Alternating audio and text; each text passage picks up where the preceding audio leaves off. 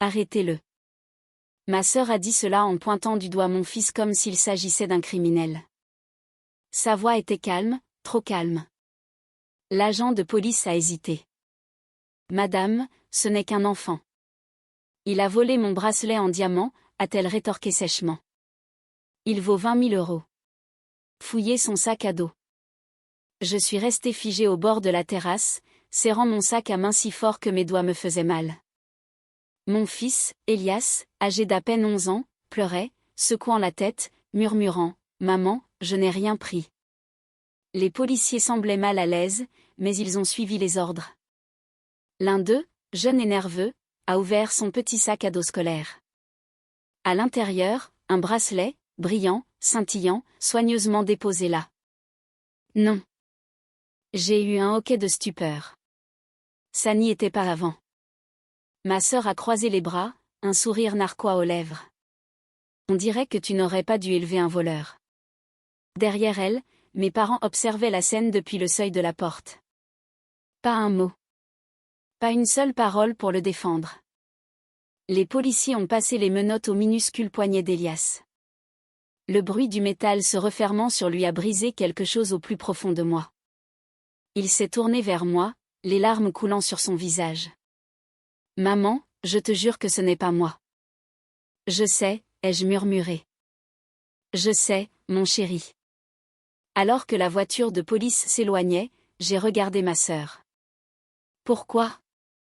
Elle a souri en rajustant ses cheveux. « Parce que tu as toujours pensé que tu étais meilleur que moi.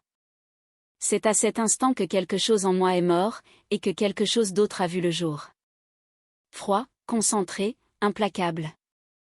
Je m'appelle Hélène Coeur, j'ai 31 ans, et ce jour-là, j'ai cessé d'être la sœur gentille.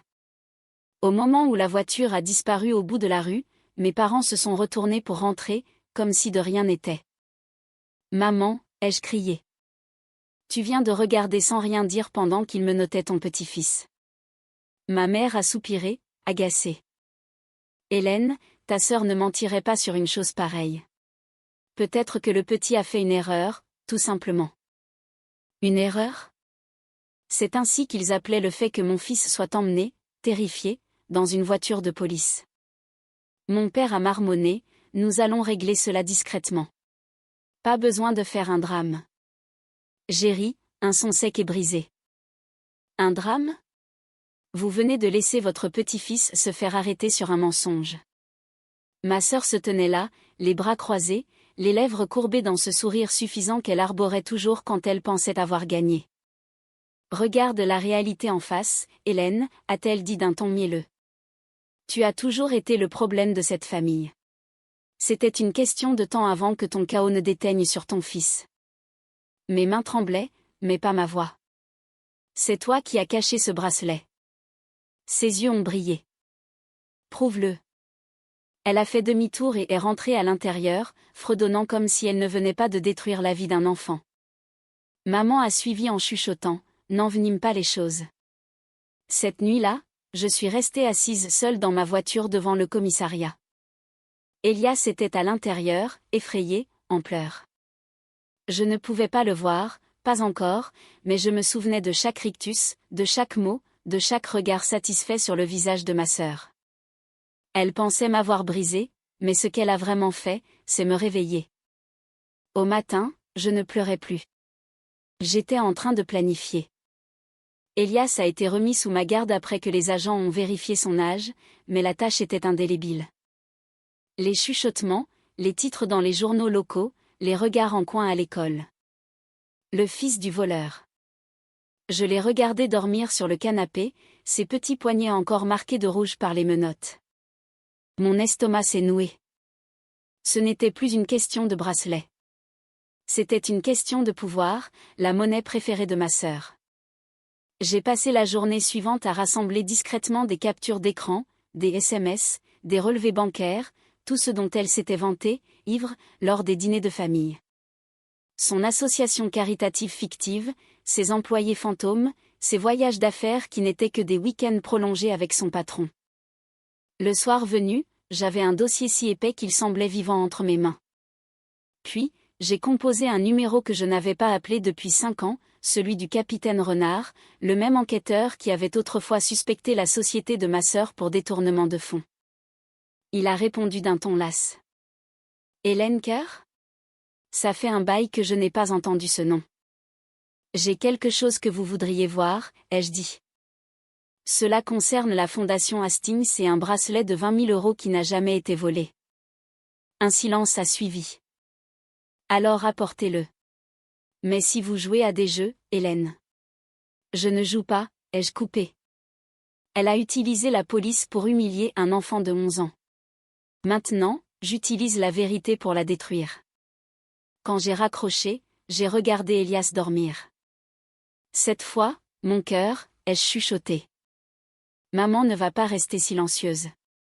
Le capitaine Renard m'a retrouvé dans une salle d'interrogatoire sombre du commissariat. Il avait l'air plus vieux, plus fatigué, mais quand j'ai posé le dossier épais devant lui, sa posture s'est redressée instantanément. « Est-ce que ce sont bien les preuves auxquelles je pense ?» a-t-il demandé. Chaque transaction, chaque fausse facture et chaque transfert caché que ma sœur a effectué ces 3 dernières années, ai-je répondu. Elle siphonne l'argent via sa propre association, des millions. Il a feuilleté les pages, les sourcils froncés. Et cet incident de bracelet ? Elle l'a planté, ai-je dit froidement. Elle a utilisé ses contacts au sein du service pour déposer une fausse plainte, pour m'humilier et ruiner la réputation de mon enfant. Renard a expiré. C'est une escroquerie, une association de malfaiteurs et une dénonciation calomnieuse si nous le prouvons. Prouvez-le, ai-je murmuré. Et faites en sorte qu'elle n'utilise plus jamais un policier comme une arme. Il a hoché la tête lentement. Je vais lancer la procédure, mais j'ai besoin que vous restiez discrète. J'ai souri, du même sourire que ma sœur utilisait quand elle pensait avoir gagné.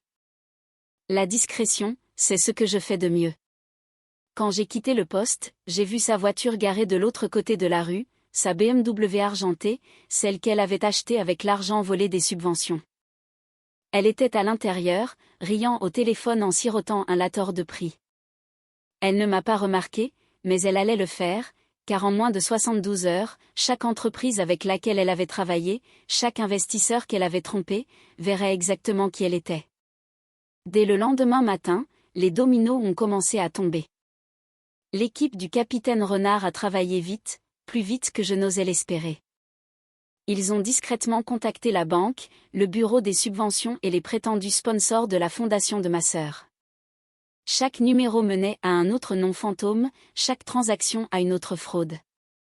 À la maison, Elias était plus calme que d'habitude. Il était assis près de la fenêtre, traçant des formes dans la buée avec son doigt. « Maman » a-t-il dit doucement. « Est-ce que j'ai fait quelque chose de mal ?» Je me suis agenouillée à côté de lui écartant les cheveux du front. « Tu n'as rien fait de mal, mon chéri. Ce sont les adultes qui ont fauté. » Il a hoché la tête, me faisant une confiance totale, ce qui a rendu ma rage encore plus vive. Cette nuit-là, j'ai rédigé la pièce finale de mon plan, un email avec des pièces jointes, des tableurs, des clips audio, des photos et une seule phrase, la vérité sur la fondation Hastings. Je l'ai programmé pour être envoyé à chaque journaliste, membre du conseil d'administration et donateur le lundi matin à 8 heures précises. À 8h02, mon téléphone a commencé à vibrer sans arrêt. À 8h10, l'histoire était partout, en tendance, faisant la une, se propageant comme une traînée de poudre. Directrice d'association visée par une enquête pour fraude massive.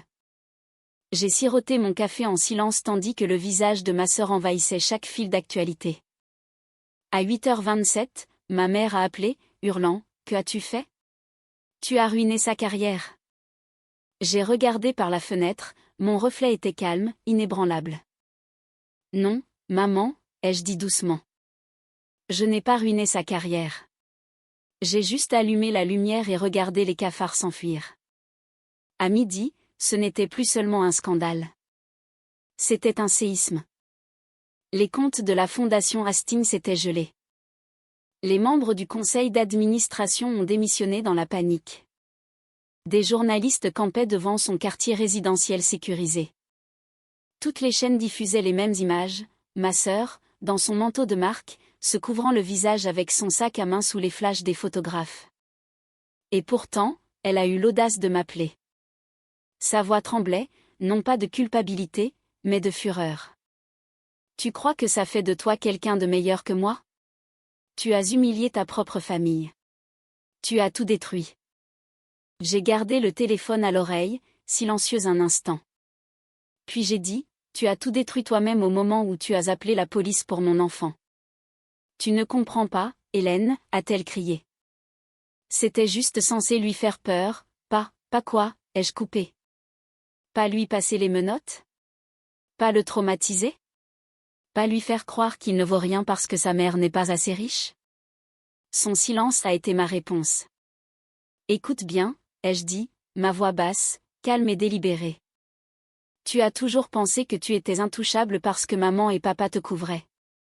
Mais maintenant, la loi se fiche de savoir qui est ta famille, et moi aussi. Quand j'ai raccroché, j'ai ressenti quelque chose que je n'avais pas éprouvé depuis des années, la paix. Elias a jeté un coup d'œil dans la pièce, inquiet.